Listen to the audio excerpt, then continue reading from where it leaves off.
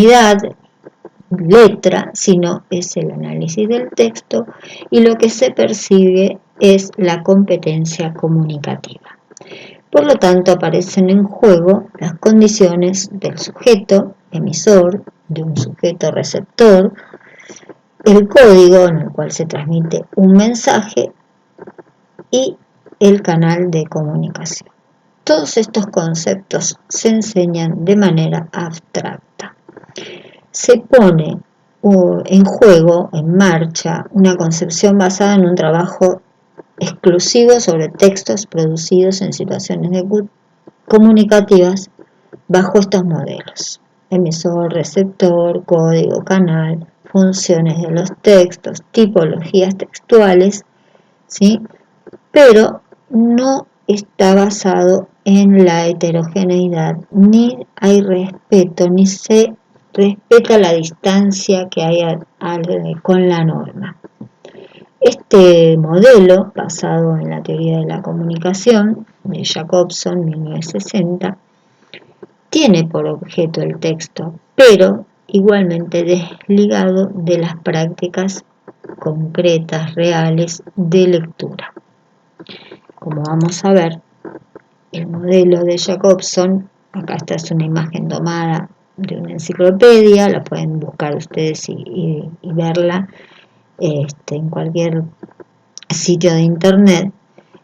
Jacobson habla de las categorías del circuito de la comunicación: emisor, mensaje, receptor, referente, canal, código. Es decir, que además de la lengua se analiza también cómo se produce el intercambio de comunicaciones, pero siempre desde un lugar abstracto, ¿sí? También Jacobson define las funciones que tienen los textos, ¿sí? O la comunicación, mejor dicho. Entonces dice, hay una función expresiva, referencial, apelativa, la función poética, la función metalingüística y la función fática o de contacto. Y depende de donde se centre, en qué parte de ese sistema de comunicación va a depender esa función, ¿sí? Por ejemplo, la función poética, ¿sí? El objetivo es la comunicación y el eje está puesto en el mensaje, ¿sí? Por ejemplo. Bueno, esto fue algo que estuvo mucho tiempo en las aulas, que aún sigue estando en muchos manuales escolares. Como podemos ver acá un ejemplo, ¿no? Se hace una conversación y dice, los mensajes no andan sueltos por ahí, dice este manual. Siempre hay alguien que envía un mensaje y alguien que lo recibe. Bien, hoy podemos decir, sí, andan sueltos por las redes los mensajes, ¿no es cierto? Bien, ahí está para discutir qué será cómo será, quiénes son los receptores, habrá un solo receptor en las redes, hay muchos, etcétera, etcétera. Bien, la situación es alguien que habla, hay un globito de diálogo, alguien que recibe un mensaje, entonces se describe la conversación y los componentes. Y entonces se dice, el zorro es el emisor, el tigre es el receptor y el mensaje es este.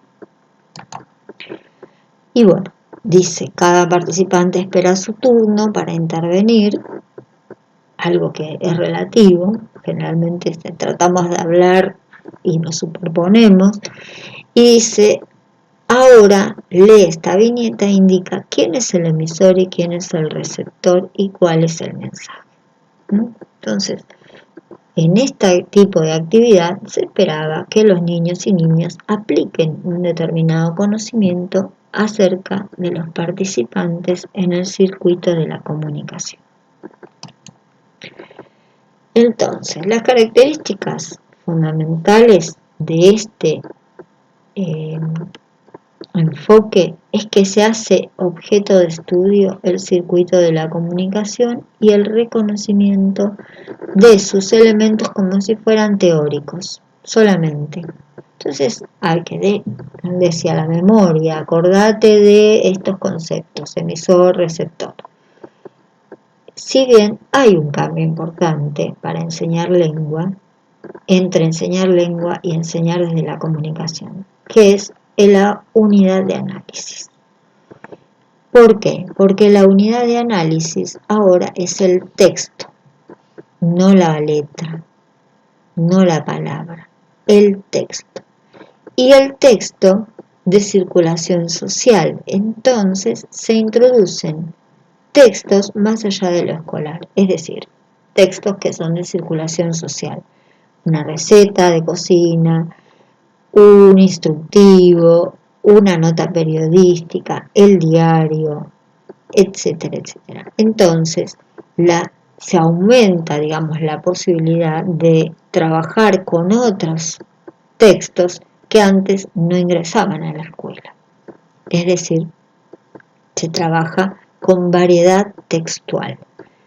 Sin embargo, se transmite un código y se trata de hallar una constante que caracteriza las estructuras de los textos, es decir, las tipologías textuales. Entonces, por ejemplo, si se trabaja una noticia, se enseña la estructura de la noticia, ¿sí? Es decir, los modelos fuertes, aquellos que pueden clasificarse y describirse, pero no las variedades.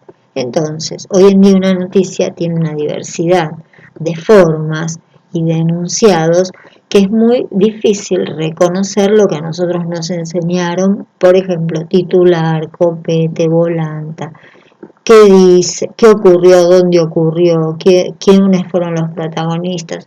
Son todas esas clasificaciones que seguramente ustedes recuerdan también, que sin embargo, si nosotros leemos ahora, hoy en día, una noticia, tiene distintas estructuras, depende en el contexto y en el portador donde aparezca. No es lo mismo una noticia en internet, una noticia en Facebook, una noticia en Twitter, una noticia en el periódico en papel, ¿sí? Entonces, también al leer este tipo de una noticia en diferentes portadores, ejercemos prácticas sociales de lectores distintas a las que esperaba la escuela y, por ejemplo, exploramos, localizamos, compartimos, confrontamos lo que dice una noticia con otra, nos interrogamos sobre cuál es el efecto que quiere provocar ese portador, ese diario en los lectores. Entonces, ¿alcanza con saber nombres? No. ¿Alcanza con describir? No. ¿De acuerdo? Entonces, esta es una de las cuestiones fundamentales por las cuales tenemos que superar el enfoque comunicativo y pasar al enfoque de prácticas del lenguaje. ¿Por qué? Porque el enfoque comunicativo solo busca desarrollar la competencia comunicativa y se basa en la psicología cognitiva aplicada a la escuela.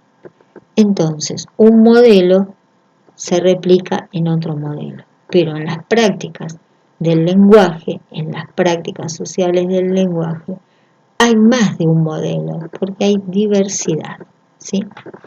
Otra cuestión que incorpora el modelo comunicativo o el enfoque comunicativo es un trabajo de investigación de Flower y Ayes. Investigaron sobre cómo se procesa la escritura, ¿sí? Se parte de una situación comunicativa, se plantea un problema retórico, es decir, ¿cómo lo voy a decir? ¿Qué voy a decir? Se plantea cuál es el tema, a quién está dirigido acá, dice la audiencia, cuáles van a ser mis propósitos, y así se va generando un texto. Por supuesto que para generar ese texto tengo que recurrir a mi memoria de largo plazo, es decir, esa memoria donde tengo almacenado, ¿sí? ¿Cómo son los textos? ¿Sí? Para poder tener memoria a largo plazo, es decir, esa memoria donde tengo almacenado cómo son los textos, debo haber participado y haber interactuado con diversidad de textos durante bastante tiempo. Bien, tengo que tener conocimiento del texto, tengo que tener conocimiento del tema, tengo que saber a quién va dirigido mi texto y entonces elaboro un plan de escritura. Claro que como dice acá, esto es un procesamiento que hace un adulto experto para el proceso de escritura, ¿Qué pasa si queremos trasladar esto a los procesos que hacen niños y niñas que están en proceso de aprendizaje? Seguramente no van a poder trabajar con todo esto, va a haber aproximaciones distintas, pero ¿qué sucede? En este enfoque, lo que es distinto se toma como déficit. La heterogeneidad se interpreta como distancia de la norma y en lugar de pensarse como una etapa de construcción. Entonces, hay una mirada desde la normativa adulta. Desde un adulto experto, se mira la producción de un niño. Entonces se mira desde la teoría del déficit, ¿sí? Por lo tanto, el enfoque comunicativo también fue superado, ¿sí? Ahora, ¿cómo se traducía este enfoque en las aulas? Un ejemplo de una secuencia didáctica: leer un solo texto del tipo de texto que se quiere enseñar, por ejemplo, un cuento, una receta, una noticia.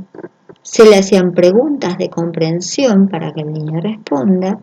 Se abstraen, es decir, se sacan sus propiedades generales aplicables luego a cualquier a cualquier texto del tipo elegido. Es decir, si yo leo una receta, saco las características de esa receta, después la aplico a otra receta. Pero no tengo en cuenta que puede haber diversidad de formatos de recetas. Entonces, todas esas propiedades, algunas me pueden servir, otras no. Y como punto final de la secuencia, se pide que se produzca un texto de ese tipo en una situación comunicativa dada. Este era un plan típico del enfoque en el aula, del enfoque comunicativo. Hay una situación de producción y se considera que la consigna sola es suficiente. Es decir, yo les digo a mis niños, niñas, escriban una receta de cocina y con eso era suficiente. Los dejo que escriban. Entonces no hay intervención didáctica, es decir, no hay enseñanza, no hay maestro que acompañe la producción y hay una evaluación normativa. ¿Se acerca o no se acerca a ese texto que le pedí? Si se acerca, está bien. Si no se acerca, está mal. Nuevamente, la heterogeneidad en la producción se interpreta como distancia respecto de la norma, ¿sí? Y también hay distancia entre niños respecto de lo que enseñó la maestra. La maestra enseñó a todos lo mismo. Sin embargo, no todos los niños van a responder de la misma manera.